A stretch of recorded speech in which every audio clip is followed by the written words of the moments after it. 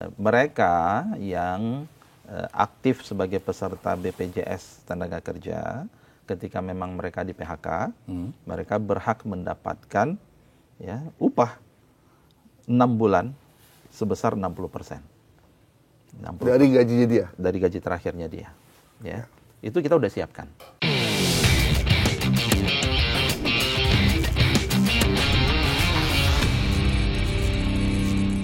Dulu ada program pelatihan online apa namanya zaman Pak Jokowi? Prakerja. Prakerja tuh apa kabar Pak? Duitnya banyak loh Pak. Ya, prakerja masih di Menko, gitu ya, masih di Menko, belum diserahkan ke kami. Belum ada hasilnya. Bukan, Oh, itu masih belum ada. proses. Progres. masih proses, ya. Sekarang masih dikelola oleh Menko Perekonomian. Tapi kalau kami prakerja itu kan pelatihannya online, gitu ya. Kalau kami kan pelatihannya itu adalah mostly offline, ya. Jadi mau pelatihannya vokasi, ya. Pelatihan menjahit, pelatihan terkait dengan mengelola perhotelan, resepsionis, barista, gitu ya. Itu bengkel. Yang ini lebih berdampak sih. Saya melihatnya begitu, gitu ya. Tapi tadi, ya ini relevan membangun skill, tapi kapasitas kita yang terbatas. Oke Pak, Ya. ini ada problem kan kita punya SMK. Ya. Ya SMK, kemudian ada D1, D2 vokasi. Ya. Yang peminatnya juga banyak, bahkan teman-teman SMK kita ini begitu lulus Pak. Ada juga SMK yang ngelas juga ada Pak kan? Ada. Nah, justru problemnya adalah mereka-mereka ini kan generasi muda yang mau kuliah dia nggak punya uang, mau kerja nggak ada pasarnya di lapangan, nggak ada tempatnya. Apakah ini bisa Pak? Daripada bikin baru, mendingan ini aja dimaksimalin nih biar jadi lembaga pelatihan atau apa gitu yang SMK ini. Jadi memang beberapa, kalau kita lihat potretnya, Mas Gaib, SMK yang kemudian dia memiliki fasilitas workshop, lab yang bagus, nggak masalah sebenarnya.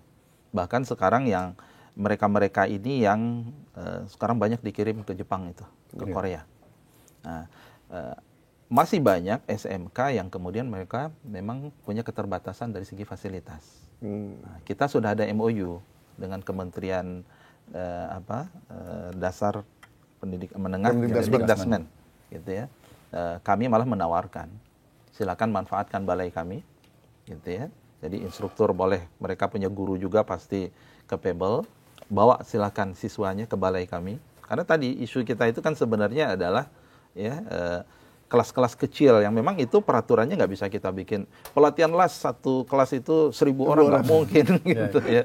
Karena peralatannya juga ya workstationnya ada buat 20 begitu. Kita udah MOU, jadi ini adalah sebuah hal yang bagus gitu ya. Dan ini terus sedang penjajakan, sudah mulai kita SMK yang dekat dengan balai kami silakan buat MOU, manfaatkan, dan saya katakan solusi kita itu adalah lintas kementerian itu kita harus kolaborasi. Oke, menarik sih. Nah ini lanjut kita mau ngobrolin soal yang sekarang lagi ramai Pak, PHK. Tadi bukannya ramai semua tadi? Itu ramai juga Pak, semua ramai. Soal masalah ketenagakerjaan kayaknya ramai semua gitu. Saya lebih concern ke ini, Mas Gaib. Mereka-mereka yang ter-PHK dengan isu ageism, umur-umur yang 35 tahun, 40 tahun, kena PHK. Sementara mereka ini kan masih bisa dibilang produktif, Pak. Nah, ketika mereka di PHK, jumlahnya nggak sedikit pasti kan. Gimana pemerintah, Kemenaker, mewadahi itu gitu? Ada solusinya. Apa itu? Ojol. Dan itu jumlahnya makin lama semakin banyak, Pak. Bahkan jadi katanya gini, Pak. Sekarang demokrasi itu pilarnya kan legislatif, yudikatif, eksekutif, pers. Ojol. 5 pilar. 5 pilar. Jadi gini, sebelum di awal tahun itu kami ya tentu dengan arahan Pak Presiden kita sudah punya Perpres 6/2025. Itu intinya adalah penebalan manfaat JKP, jaminan kehilangan pekerjaan. Jadi mereka yang aktif sebagai peserta BPJS tenaga kerja, ketika memang mereka di PHK, mereka berhak mendapatkan ya upah 6 bulan sebesar 60%. Dari gajinya dia? Dari gaji terakhirnya dia. Ya. Itu kita udah siapkan. Jadi dalam arti di awal itu kami, karena kita sudah mempersiapkan, karena kita melihat 2025 ini tahun yang tidak mudah. Ya, jadi kita lihat proyeksi global seperti apa. Jadi kita udah siapkan. Ya. Termasuk juga manfaat berupa paket pelatihan buat mereka. Itu ada. Senilai di usia itu, Pak? Ketika mereka di PHK. Ketika di PHK. Nah, jadi ketika mereka PHK, mereka dapat tadi 6 bulan, 60% gaji, dan pelatihan saya lupa sekitar 2,4 juta nilainya di balai-balai. Gitu ya, boleh punyanya pemerintah atau kemudian binaan-binaannya di LPK dan macam-macam. Itu satu sebenarnya. Selama 6 bulan itu kita berharap mereka bisa melakukan upskilling, reskilling. Ya, itu istilahnya. Jadi pelatihan yang baru. Ya, kemudian yang kedua, mereka juga bisa, ya, kalau yang kita lihat trennya itu wirausaha. Ya, jadi ini udah dapat fix ini walaupun 60%, maka kemudian mereka mulai banyak wirausaha dan seterusnya. Itu pilihan buat mereka sebenarnya. Nah, dan data realitasnya adalah mereka lebih cenderung memang tantangan itu mencari pekerjaan yang tidak jauh berbeda dengan pekerjaan sebelumnya. Gitu ya. Jadi contoh teman-teman yang di tekstil, dia juga nyari yang di tekstil dan seterusnya. Nah, ini yang menurut saya kita perhatikan, dan kemudian kita keluar dengan edaran ya terkait tentang tidak ada batasan usia tadi. Batasan usia ya. Nah, itu kita launching dan kita berharap ya, itu udah mulai berlaku, Pak, yang sudah mulai yang tadi bahasanya apa tadi, kita sidak dan macam-macam, kita termasuk itu, dan banyak yang melaporkan. Kemudian kita punya yang pengawas ketenagakerjaan.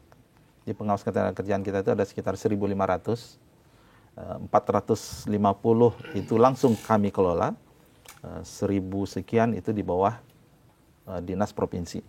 Nah, mereka lah perpanjangan tangan kita untuk memastikan tadi ya adanya keadilan ya bagi semua pekerja. Pak Menteri, ini kan kalau pekerja formal itu kan ada perlindungannya. Ya. Nah, sementara jumlah pekerja informal kita kan juga lumayan banyak nih. 60%, 65% sekarang. Ya, nah, itu tanggung jawab saya, Pak, kalau pekerja informal itu? Tanggung jawab Menaker atau ada lembaga lain yang melindungi mereka? Jadi tetap perlindungan Jamsos itu pemerintah membentuk BPJS Ketenagakerjaan terkait tentang ketenagakerjaannya. Beda dengan ada dua kita adalah terkait tentang perlindungan kesehatan ya. Kalau kesehatan BPJS kesehatan. Ya. Itu kan kita sudah ada universal coverage ya. Nah, di sini untuk mereka yang bukan penerima upah tadi ya memang ada iuran, dan itu sudah dibuat dirancang iurannya itu seminimal mungkin. Ya. Kalau nggak salah saya berapa? 16.800 ya. Nah, BPJS tenaga kerja ini terus ya kita support mereka melakukan sosialisasi. Nah, ini contoh besok di Bandung kami sosialisasi untuk mereka yang pekerja odol ya, yang driver odol ya, overdimension overload. Mereka yang pekerja-pekerja yang kemudian ya tadi kami sosialisasi dengan BPJS tenaga kerja. Ini loh yang sudah disiapkan pemerintah dengan istilahnya iuran pembayarannya paling minimum gitu ya, dan kita berharap berarti ojol bisa ikut berarti? Oh, sudah banyak yang ikut. Ojol yang ikut itu sudah 300.000 sekian ikut ya. Ya, itu dibantu oleh ada yang mungkin mandiri, tapi sebagian besar sepertinya dibantu oleh aplikatornya untuk mendaftarkan gitu ya. Oh, jadi aplikator bantu untuk daftarin ya, mereka. Tapi mereka tetap bayar gitu ya. Nah, tapi mereka bayarnya itu dari potongan dari pendapatan mereka. Iya, karena 1.800 tadi. Kita harus akui bahwa jumlah mereka kan sangat banyak ya, Pak. Ya. Sangat banyak. Jadi ini salah satu penyeimbang kestabilan situasi kita ya, salah satunya ini mereka. Saya nggak bisa ngebayangin kalau mereka yang di PHK terus harus ikut pelatihan yang lama, terus situasi kayak begini, tapi nggak ada pekerjaan yang harus mereka ambil, mungkin akan lebih berat buat masyarakat. Tapi tadi sebenarnya kan kalau Pak Presiden kan memang menyiapkan tadi yang saya sebut dengan program-program prioritas itu, Mas Gaib ya, harusnya itu terbuka buat umum ya, MBG, koperasi. kemudian swasembada pangan, Iya, betul. kemudian program ini kalau kita lihat terkait tentang sekian banyak ya program pekerjaan infrastruktur, bahkan yang stimulus yang sekarang baru dilaunchingkan itu kan juga istilahnya Pak Menko itu cash for work ya, jadi program-program padat karya. Jadi insya Allah tidak hanya satu pilihannya banyak begitu ya. Jadi buat mereka yang udah punya dana, kalau mau bikin MBG, bikin dapur MBG, bagilah buat masyarakat yang nggak ada pekerjaannya. Jangan hanya buat mereka aja. Gitu. Dan saya berharap dengan sekarang kan 200 triliun ya kemudian disimpan di bank-bank himbara. Bank itu kan sekarang sedang mencari nih. Ya, ini diinvestasikan kemana gitu ya, dan ini bagi saya sebuah harapan yang baik ya. Jadi ada UMKM yang selama ini kami butuh modal nih, apalagi Pak Menkeu mengatakan bunganya harus serendah mungkin ya. Nah, situlah suatu terobosan yang menurut saya ya, sebelumnya kesulitan dapat modal gitu ya, kemudian tumbuh. Ingat loh, Indonesia ini kita 280 juta, ini market tersendiri Mas Gaib. Iya, benar. Ya, apalagi nanti kalau kita bicara juga inisiatif pemerintah sudah buka pasar di Eropa, pasar ya, tidak hanya ketika Amerika ada perang tarif dan seterusnya. Ya ini kita lihat sebagai sebuah sebuah upaya yang komprehensif ya, kita berharap itu bisa memberikan solusi. Baik. Minum dulu Pak. Siap. Takutnya serot lagi. Wow. Kita bareng-bareng minum lah. Bismillah. Ini minumnya sama lah ya? Sama Pak. Lah ya. Sama kita nih egaliter semua. Pak Menteri ini nggak mau dibeda-bedain. Jadi satu minum semua harus minum. Pak, soal ada Satgas PHK Pak ya? Iya.